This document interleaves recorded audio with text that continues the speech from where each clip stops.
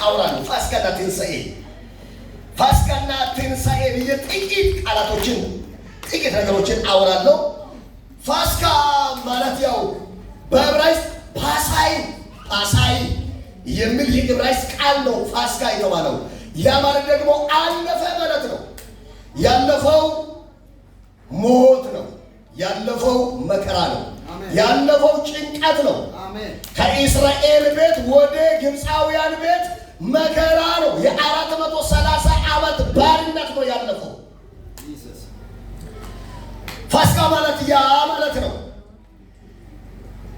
ትንሣኤ ማለት ደግሞ ከሞት በኋላ እንደገና ተመልሰው ሰው በነፍስና በስጋ በሕይወት መሆን ነው። ከሞት በኋላ በነፍስ ብቻ ሳይሆን ከስጋ ጋር ከነፍስ ጋር አብሮ መሆን ማለት ነው። ትንሣኤ ማለት ነው ከሞት ተነስቶ ከስጋ ከነፍስ ጋር አብሮ መሆን ማለት ነው። ወደ ትንሣኤ ከመምጣቴ በፊት ስለ ፋሲካ አንድ ጥቂት ነገሮችን ላውራ። ስለ ትንሣኤም ሆነ ስለ ፋሲካ ታሪካዊ አመጣጥ ወይም ስለ ትንሣኤ ለማውራት ስትፈልጉ ፋሲካ ሳትነኩ ማለት አይቻልም። የትንሣኤ ባክግራውንድ ያለው ወይም ታሪካዊ ዳራ ያለው ፋሲካ ውስጥ ነው። ቦታውንም ልንገራችሁ። ዘጸአት 12 ያለ ነው የተጀመረው። ዘጸአት 12 ላይ እንዲህ ይላል፣ እኔ በዚህች ሌሊት በግብፃውያን አገር ላይ አልፋለሁ በግብፅ አገርም ከሰው እስከ እንስሳ በኩርን ሁሉ ይመታለሁ ይገላቸዋለሁ ይልና በግብፅም አማልክት ሁሉ ላይ ይፈርድባቸዋለሁ ይላል። ደግማለሁ። አንከሂቦን ግብፃይጎሞ ግብፀንም መንን ዲነቴና ፌቤ ወንወነ ጲሶሞ ኤብረን ሾሞ ግብፃዮ አማልክተን ጣዖታተ ሁንደንም አንከሂቦ ኦገቶሞ። ታሪኩን እንደምታውቁት እስራኤላውያን በግብፅ ምድር ላይ 430 ዓመት በባርነት ተገዝተው ኖረው እግዚአብሔር ሊጎበኛቸው ተስፋ የሰጠ ጊዜ ደርሶ በነበረ ጊዜ ሙሴን አስነስቶ ለፋርዖን ትንቢት እየተናገረ ብዙ አይነት ነገር እንደሆነ እስራኤላውያንን ከግብፅ ባርነት ከ430 ዓመት ባርነት ለማውጣት እግዚአብሔር ያደረገው ነገር ነው ፋሲካ። አሜን። ከ430 ዓመት ባርነት ነፃ ሊያወጣ እግዚአብሔር የተጠቀመው ፋሲካን ነው። ይቅርታ፣ ፋሲካን ነው። ስለዚህ ፋሲካ የተጀመረው ደግሞ ዘጸአት 12 ላይ ነው። እኔ በዚህች ምሽት ግብፅ ሁሉ ላይ አልፋለሁ የግብፃውያንን በኩር ይገላለሁ ካለ በኋላ አንድ የተናገረው አስደናቂ ቃል አለ። በግብፅ ምድር ባሉ አማልክት ሁሉ ላይ ይፈርድባቸዋለሁ። ይቺ መደብ ያዙ። በግብፅ ላይ የነበሩ አማልክቶች በዚያ ዘመን 80 ይደርሱ ነበር። ንገሩኝ፣ የነገርኳችሁ 80 ይደርሱ ነበር። ለ80ዎቹ ደግሞ አለቃ ናቸው የሚባሉ 10 አሉ። ዋና የሚባሉ 10 አለቆች አሉ። በልዩነት የሚመለኩ በልዩነት ጣዖት መስዋዕት የሚቀርብላቸው በልዩነት የሚሰገድላቸው የሚሰዋላቸው 10 ነበሩ። እግዚአብሔር በዚያች ምሽት ፋሲካን ሲያደርግ እግዚአብሔር በግብፅ ላይ 10ሩን መቅሰፍት ሲያወርድ እነዚህንም 10 አማልክቶችን ወይም አለቆችን ለመምታት ነበር። ቃል በቃል ሲናገር ሰምታችኋል። በግብፅም አማልክት ሁሉ ላይ እፈርድባቸዋለሁ ያለው ቃል። ለምሳሌ 10ሩንም ልንገራችሁ። አንደኛ ሀብ ይባላል፣ ሁለተኛ ኦሲስ ይባላል፣ ሶስተኛ ጌብ ይባላል፣ አራተኛ ማት ይባላል፣ አምስተኛ ኦስሪስ ይባላል፣ ስድስተኛ ኢሪ ይባላል፣ ሰባተኛ ሹ ይባላል፣ ስምንተኛ ባስት ይባላል፣ ዘጠነኛ ሴሻት ይባላል፣ 10ኛ ሞሎክ ይባላል። እነዚህ አለቆች ናቸው። የግብፅ አማልክት አለቆች ናቸው። ግብፃውያን እግዚአብሔር እንዳያዩ የከለሉ እነዚህ ናቸው። የግብፃውያን ዓይን ተከፍቶ እግዚአብሔር እንዳይመለከቱ የጋረዱ እንደ አምላክ የሚመለኩ እነዚህ ናቸው። የፋሲካ ምሽት እስራኤል መውጣት ብቻም ሳይሆን የግብፅ አማልክት የተዋረዱበት ነው። ከቻላችሁ አሜን በሉ። አሜን። ለቃል ክብር እየሰጣችሁ ሲሆን አንደኛውን ላውራላችሁ። አንደኛ ሀፕ ነው የሚባለው። ሀፕ የሚባለው ጣዖት የናይል የውሃዎች የወንዞች ልዒል ወይም ተባኢት አምላክ፣ ወንዞችን የሚቆጣጠር ውሃዎችን የሚቆጣጠር ናይል የሚባለውን ከኢትዮጵያ የሚሄደውን የአባይ ውሃ ይዛ ደርሶ ናይል ነው የሚባለው። ውሃን የሰጠ ናይልን የሰጠ አምላክ ነው ብሎ ነው የሚያመልኩት። እግዚአብሔር ይህንን አምላክ ብሎ በአይምሯቸው የሳሉትን ነገር ለመምታት የተጠቀመው ነገር ውሃውን ወደ ደም መለወጥ ነው። ውሃውን ወደ ደም መለወጥ። ዘጸአት ምዕራፍ 8 ቁጥር 1 እስከ 14 ይቅርታ 7 ዘጸአት 7 ቁጥር 14 ጀምራችሁ አብሩ። ሀብ አገር ምድር ውሃ ደም በደም ሲሆን፣ ግንብ በግንብ ሲሆን፣ ሰው ሲሰቃይ፣ የሚጠጣውን ሲያጣ፣ ሲቸገር፣ የውሃ ግም አገሩን ሲበጠብጥ ሀብ ሀብ ሀብ ሀብ ሀብ ብሎ ቢጮ ከየት መጥቶ ይስማቸው? ከየት መጥቶ ይስማቸው? የመስማት አቅም የሌለ እንደሆነ ፋይዳ የሌለ አቅም የሌለ የሞተ የማይረባ የማያድን ሊመለክ የማይገባ ከንቱ አምላክ እንደሆነ የመጀመሪያው መቅሰፍት ውሃ ወደ ደም ሲለወጥ ሀብ የሚባለው ጣዖት ነው ያዋረደው እግዚአብሔር። ሁለተኛ ኦሲስ የሚባል ነው። ኦሲስ የተባለች የአማልክት ሁሉ ልዕልት ተብላ የምትመለክ በሴት ቅርጽ የተሰራች ጣዖት ናት። እሷን ለመምታት ጓጉንቸር የሚባል ነገር እግዚአብሔር በምድሪቱ ላይ ለቀቀ። የአማልክት ልዕልት ከሆነች ጓጉንቸር አገሪቱን ሲበጠብጥ ለምን አልከለከለችም? አሉ በፍጹም መልስ የለም። ኖ ይህንን ዘጸአት 8 1 እስከ 14 ታገኛላችሁ። ሌላኛው ሶስተኛ ጌብ የሚባል ነው። ጌብ የተባለው የመሬት ዓለማትን ደግፎ የያዘ የመሬት አምላክ ነው። ዓለማትን የያዘ አምላክ ነው ተብሎ የሚመለክ አምላክ ነው። እሱን ለመምታት እግዚአብሔር ግን ታውቃላችሁ፣ ዘጸአት 8 16 ላይ ቂማልን የመሬቱን አፈር ሁሉ ቂማል አደረገ። አፈር ሁሉ የመሬት አምላክ ብሎ ቢጮሁ ቢለማመጡ የሚሰማ አይደለም። የኛ አምላክ እሱን ደፋው። አሜን። ኢየሱስ ጌታ ነው። አራተኛ ማት የተባለች የሕግ የእውነትና የፍትህ እንስት አምላክ ተብላ የምትመለክ ጣዖት ናት። የፍትህ የሕግ አምላክ ተብላ የምትመለክ እግዚአብሔር ይህንን ለመምታት ዘጸአት 8 20 እስከ 22 ምን እንዳደረገ ታውቃላችሁ? ተናካሽ ዝንብን ለቀቀባቸው። የሰውን ዓይን ጎልጉሎ አውጥቶ ሲበላ የፍትህ አምላክ ስም መስጣት አልቻለም። የፍትህ አምላክ ማት ብሎ መስሚያ የለውም። ወዳጆቼ በደንብ ተከታተሉ፣ እየጨረስኩ ነው። አምስተኛ ኦስሪስ የተባለ እሪ ከሚባለው ቀጥሎ ያለው በጣም ትልቅና ግዙፍ አምላክ ተብሎ የሚመለክ ጣዖት ነው። እሱን ለመምታት የእንስሳትን እልቂት ለቀቀ እግዚአብሔር። የእንስሳትን እልቂት ዘጸአት 9 ቁጥር 8 ቁጥር 1 እስከ 8 ባለው ክፍል ታገኛላችሁ። ስድስተኛ ኢሪ የተባለ ነው። ኢሪ የአማልክት ሁሉ ንጉሥ ተብሎ የሚመለክ ነው። ኢሪ የአማልክት ሁሉ ንጉሥ እየተመለከ ነገር ግን የአማልክት አምላክ ነው ብሎ እያመለኩት ቢጉንጅ የመሰለ ብርቱ ቁስል ሰዎችን ጨረሳቸው። መግል በመግል ሆነ ሰው ሁሉ። በግብፅ አንድም ጤናማ ሰው ጠፋ። ሁሉም ቁስል በቁስል፣ ሁሉም መግል በመግል። ማን መጥቶ ያስጥላቸው? በቃ አምላካቸው እሪ እንዳልቻለ ባወቁ ጊዜ አራ ያንተን አምላክ ጥራ ነው ሲሄ አለ። እያንዳንዱን ከአእምሯቸው እያወጣ ነው። ልጎ አጉለ ሙየለ ተቆላ ቀርሰ ከመመለስ ይጥወሮ ዋያ አጋ ኮል ወተቆሎላ አሜን። እያንዳንዱ እግዚአብሔር የቃላቸው መቅሰፍቶች ከግብፃውያን አእምሮ ውስጥ ክፉ ጣዖትን ከአእምሯቸው የሚነቅል ኃይል ነበረው። ስሙ። ሰባተኛ ሹ የሚባል ነው። ሹ የአየርና የሰማይ ማለት አየር ነፋሳትን እንዲሁም ሰማይን ደግፎ የያዘ አምላክ ነው ብሎ ያመልኩታል። እሱን ለመምታት ደግሞ በረዶ ዝናብ የሌለ በረዶ ለ3 ቀን ለ3 ሌሊት ዘነበ። ሰማይን ደግፎ የያዘ አምላክ ምን ሆነ?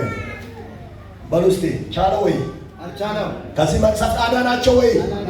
ኢኒ መግሪዮን ተከንደ እስቲ አልሞሽ ኢኒ ወጣው አዶን ሐዲስ ደሪያ ማርሲዎች አማርኛ ወሙዞች አማርኛ በደንብ ነው ተመልከቱ።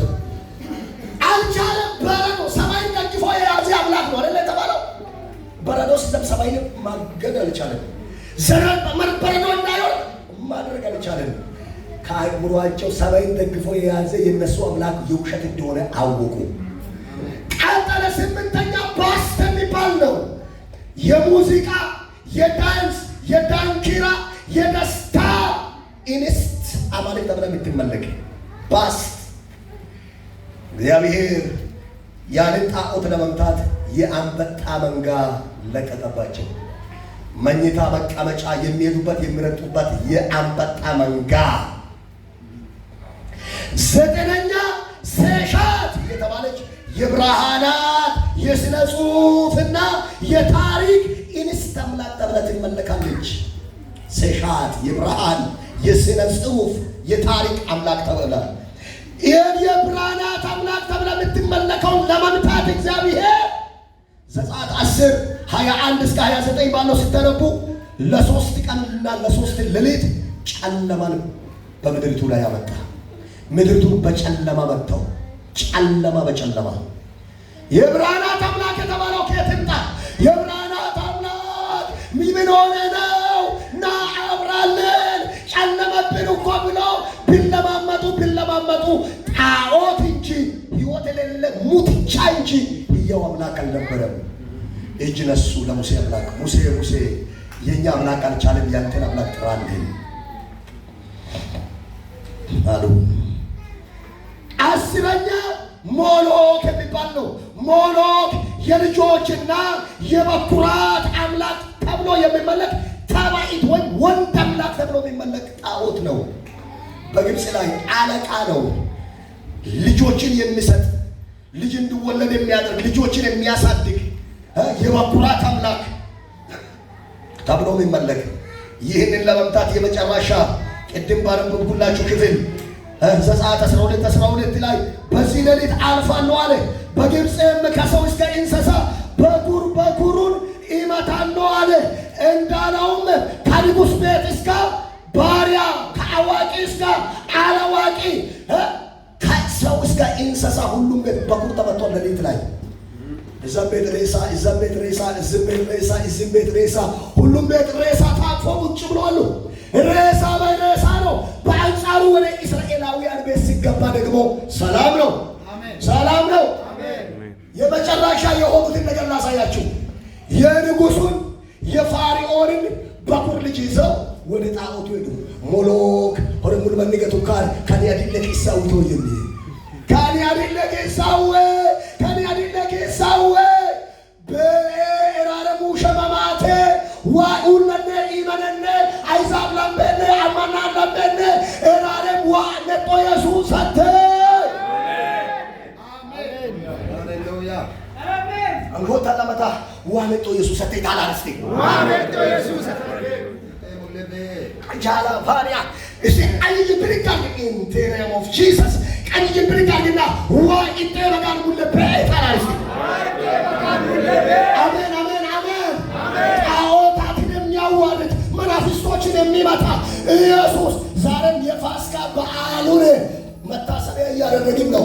በዚህ ከተማ ላይ በዲስሙኑቲ ላይ በሳውዝ አፍሪካ ላይ ደምጣጭ ሰው ገዳይ የአውሬ መንፈስ ምድሪቱ ላይ የሚመለከው የሰንጎባን ኃይል አምላኬ እንዲህ አለኝ ከዚህ ምድር ላይ በዚሁኑ ዛሬ ይመጣሉ አለኝ። አሜን አሜን አሜን አሜን አሜን። አንድ በጌታ መንፈስ እንዲህ አየሁ። በጣም በሰውኛ ማይታዩ ነገር ግን ከመንፈሳዊ ዓለም ወደ ኋላ ለማስቀረት በጣም የሚተሙ ቁጥራቸው እጅግ ብዙ የሆኑ ሰራዊቶች ወደ ኋላ ሲጎትቱ ቆዩና መጨረሻ ላይ ወደ ኋላ ለማስቀረት እንዳልተቻላቸው ባዩ ጊዜ ወደፊት ገፍትሮ ሄዱ። የጌታ መንፈስ እንዲህ አለኝ፣ አንተ ለአንተ የተነገረው ቃል እንዲህ አለኝ። የጌታ መንፈስ ባይሆንልህ እንዲህ አይነት መታ በጌታ ባታመልክ አጥንቶ ይዞ የነበረ ገዳይ ነው። አጥንቶ ይዞ የነበረው አስፈላጊ ነው። አጥንቶ ይዞ የነበረ የሚያጠፋ ነበር። እየሞተተ ከጌታና ከአምልኮ ከመንፈሳዊ ዓለም ሊያወጣ ብዙ ሲጓተት ነበር። እንዴት ታየው? ይዞት የነበሩ እጆች ለቆ ሲወድቁ አየሁ። የጌታ መንፈስ እንዲህ አለኝ፣ እጆቹን እኔ ያዝኩት አለ። እሱና በደንብ አድርጋችሁ አሜን በሉ። እስቲ ቀኝ እጅን ብድግ አድርግና ዛሬ ማለት በዚህ ከተማ ላይ የሚመለኩ ስውር ጣዖታት ይመታሉ። ነጩ አሜን አሜን አሜን። በኢየሱስ ስም የተመቱ ይሁኑ። በሕይወት ላይ የተነሱ፣ በስሜ ላይ የተነሱ፣ በቤት ላይ የተነሱ በስውር የሚመለኩ እጆች ለአንድና ለመጨረሻ ጊዜ የታረዱ የሆነው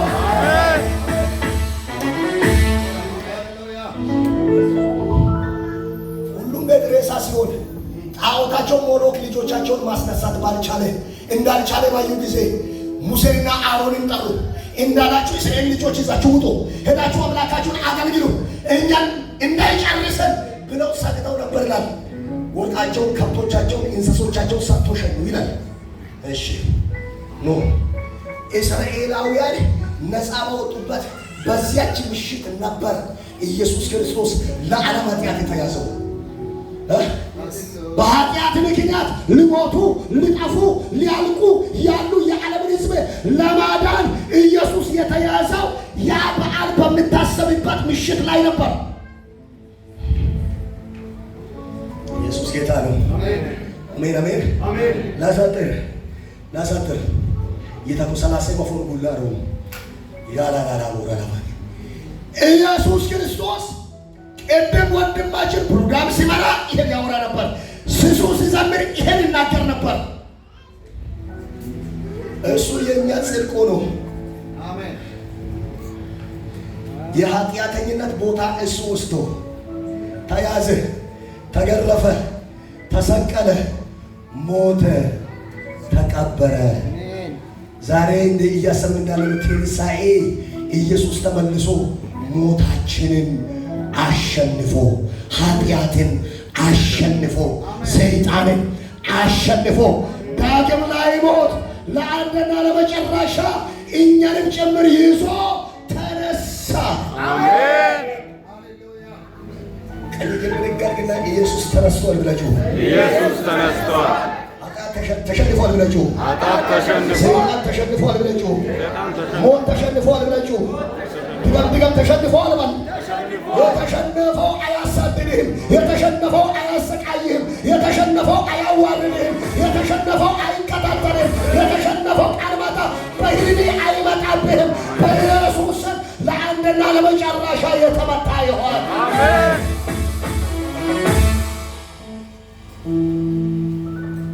ኢየሱስ ክርስቶስ ከሙታን መነሳቱን ደቀ መዛሙርት በአራት ነገር አረጋገጡልን። በአራት ነገሮች አረጋገጡልን። አንደኛ ስለ እርሱ በብሉይ ኪዳን የተነገረውን ትንቢት ቃል አንስቶ በማውራት የሐዋርያት ሥራ ምዕራፍ 2 ቁጥር 25 እስከ 39 አንብቡ። እንዲህ የሚል ቃል ታገኛላችሁ። ዳዊት ስለ እርሱ እንዲህ ይላልና ጌታን ሁልጊዜ በፊቴ አየሁት፣ እንዳልታወክም በቀኜ ነውና፣ ስለዚህ ልቤን ደስ አለው፣ ልሳኔም ሐሤት አደረገ።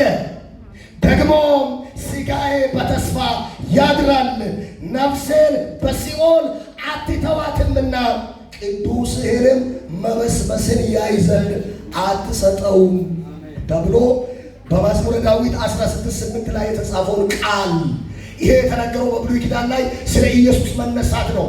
ቅዱስህን መበስበስን ያይ ዘንድ አትሰጠው፣ ነቢያት ሞተዋል፣ መበስበስን አይተዋል። ኃያላን ሞተዋል፣ መበስበስን አይተዋል። ነገስታት ሞተዋል፣ መበስበስን አይተዋል፣ በስብሰዋል። የተለያዩ የሃይማኖት ሰዎች ሞተዋል፣ መበስበስን አይተዋል። የኔና ያንቺ ጀግና፣ የኔና ያንቺ ጌታ፣ የኔና ያንተ አምላክ የናዝሬቱ ኢየሱስ ግን በብሉይ ኪዳን በተነገረው ቃል መሰረት አዎ ሞተዋል፣ ተቀብረዋል። ነገር ግን በመቃብር ውስጥ እንደ ሌሎች መበስበስን አላየም። አሜን። ዜናችሁ ዜናችሁ እንግዲህ ሰቀጥ ወጫኩ እንሆታ ዳመታ የኔ ጌታ መበስበስን አላየም። የኔ ጌታ መበስበስን አላየም። አሜን አሜን አሜን አሜን። ሎባጋከር ብርሾከ ሸባኮከ ነው ሎባጋከር ኒያማኖ ቆሮነ የማብርሸሞከ ለሃ ሸባኮከ ኢዋኢ ኪዋኢ እሰከትሰ መንቺያ ኡልዋራ ነው ኢየሱስ ብሉይ ኪዳንም ወጨሙራ ቀሰለም ለሃ ሸሞኮዩ አሜን። ሰጥበላ ወጨሙ ኪሰኩራ ወራ ቀሰም ለካአኪያ አሜን። አንሾታ ለማታ ኢዋለ ካአኪያ ቆሬ ኢዋለ ካአኪያ ቆሬ ሁለተኛ ራሱ ኢየሱስ ክርስቶስ አስቀድሞ የተናገረው ወይም ስለ ትንሣኤው ኢየሱስ አስቀድሞ የተናገረውን በማስታወስ ለምሳሌ ማርቆስ 8:31 ላይ የሰው ልጅ ብዙ መከራ ሊቀበል ከሽማግሌዎችም ከካህናትም መለቆች ከጻፊዎችም ልጣል ልገደልም በሶስተኛ ቀን ወይም ከሶስት ቀን በኋላ ልነሳ እንደሚገባው ያስተምራቸው ጀመር ይላል። ራሱ ተናግሮ ነበር። 9:30 ላይ ይህን ተመሳሳይ ቃል ታገኛላችሁ። የሰው ልጅ በሰዎች እጅ አልፎ ይሰጣል፣ ይገሉትማል፣ በሶስተኛው ቀን ተመልሶ ይነሳል።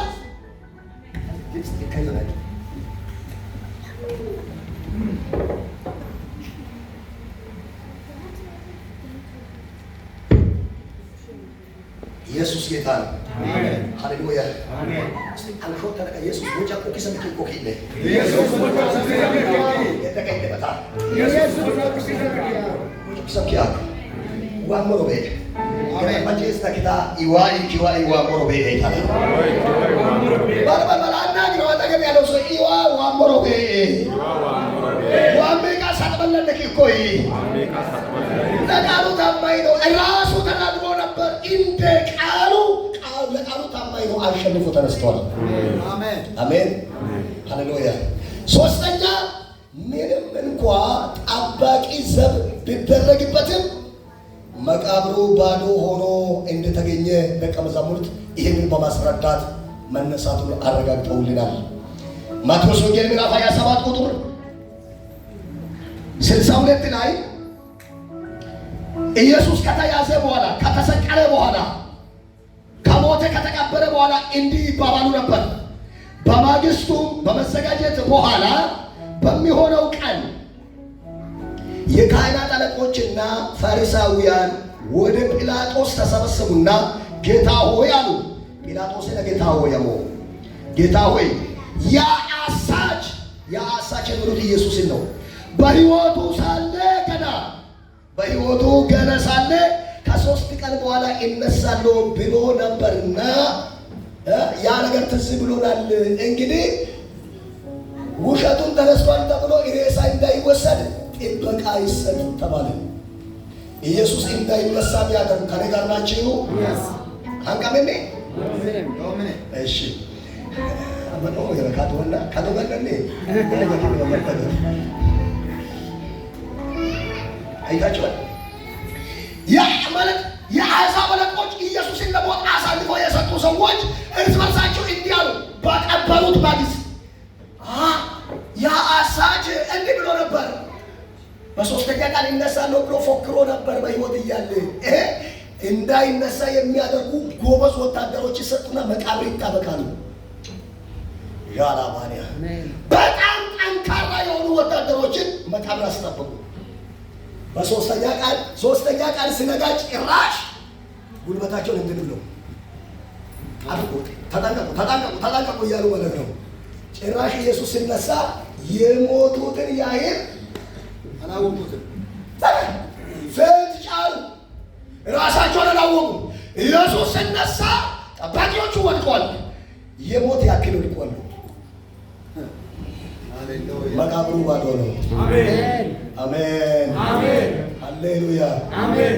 እስቲ አንሾታ ለመታ ያኮሰምኪ አቆይለ ያኮሰምኪያኮ እግራን ወርኮዮ እግራን ወርኮዮ አሜን አሜን አሜን። ዘመናገደው መቃብር ጠባቂዎች ኢየሱስን እንዳይነሳ ሊያረጉት አልቻሉም።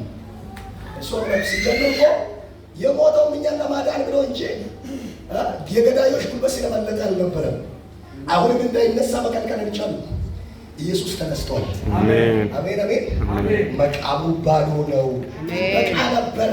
ደቀ መዛሙርት ሲያረጋግጡልኝ ጥበቃ ነበር። ጥበቃ ተደርጎ ነበር እንዳይነሳ፣ ግን ጥበቃ ሊያግዱ አልቻለም። ኢየሱስ ተነስቷል፣ ኢየሱስ ሄዷል እያሉ ያስረዱ ነበር። ተነስቷል። አራተኛና የመጨረሻው ምን አድርጎ ያስረዱ ነበር ወይ ያረጋግጡልን ነበር? ኢየሱስ ከተነሳ በኋላ 40 ቀን በምድር ላይ ቆይቷል። በእነዚህ 40 ቀናት ውስጥ ለብዙ ሰዎች ታይቷል። ለብዙ ሰዎች ታይቷል። አንደኛ በተነሳበት ዕለት ለመግደላዊት ማርያምና ለሌላኛይቱ ማርያም፣ ሁለተኛ ለሁለት ሴቶች ማቴዎስ ወንጌል 28:9 ላይ፣ ሶስተኛ ለጴጥሮስ፣ አራተኛ ለቀላዮጳና ለሌላ ለኤማሁስ መንገደኞች፣ አምስተኛ ለቶማስ፣ ከቶማስ በቀር ለሌሎች ሐዋርያት በአንድነት የሉቃስ ወንጌል 24:36 ላይ፣ ስድስተኛ በስምንተኛው ቀን ለሐዋርያት ሁሉ ታየ ይላል የዮሐንስ ወንጌል ምዕራፍ 20 ላይ፣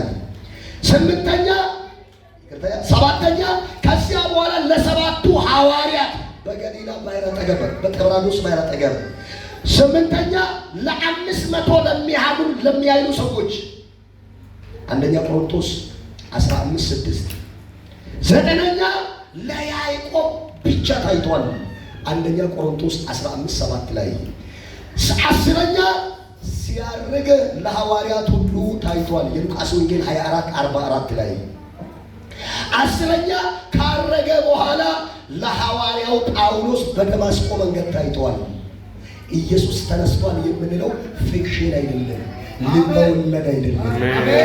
እስቲ እዚህ ሰው ካለ ጮሆ በደምብ አሜን ይላል ወይ? አሜን። አይሰማም አይሰማም አይሰማም። አሜን። ጋሽማቲ ቀኝጀብርጋርግና አምላኬ ተነስቷል በል። አምላኬ ተነስቷል። ኢየሱስ ተነስቷል በል። ኢየሱስ ተነስቷል። ዳውቻ የት አለ? እጆቻችሁ የት አለ? ያልተነሳ እጅ ሲያገኝ እኔ በጣም እንትን ነው የምለው፣ ማዝሙር ነው የምዘምረው። እሺ ቀኝ እጆቻችሁን ከፍ አድርጉና እንዲህ በሉልኝ፣ ኢየሱስ በሉ። ኢየሱስ ተነስቷል የሚለው ቃል የተረጋገጠ እውነት ነው። ፊክሽን አይደለም፣ ልብ ወለድ አይደለም። ለበለበለ ኢየሱስ ተነስቷል በል። መነሳቱ ታዲያ ለእኛ ምን ዋጋ አለው? አንደኛ የእኛ መነሳት በእሱ መነሳት ውስጥ ነው። ሁለተኛ ክርስትና የሚባል ነገር እንዲቀጥል ያደረገው የኢየሱስ መነሳት ነው። ሶስተኛ ከዘላለም ኃጢአትና ከዘላለም ሞት ከሚመጣ ከእግዚአብሔር ቁጣና ፍርድ ያመለጥ ነው። ያ የኃጢአት ኃይል፣ ያ የሰይጣን ኃይል፣ ያ የሞት ኃይል የተዋረደው የተሸነፈው በኢየሱስ መነሳት ነው። አሜን። ጨረሱ። የኢየሱስ መነሳት ውስጥ የኔን መነሳት አለ። አሜን። እቺን በሉ እስኪ ራሳችሁን ያዙና በኢየሱስ መነሳት ውስጥ የኔን መነሳት አለ በሉ። በኢየሱስ መነሳት ውስጥ የኔ መነሳት አለ። ይደገም። በኢየሱስ መነሳት ውስጥ የኔ መነሳት አለ። ይደገም። የመጨረሻ በኢየሱስ መነሳት ውስጥ የኔ መነሳት አለ። ሃሌሉያ። አሜን። ቃሉን ጌታ ይባርክልን። አሜን። አሜን።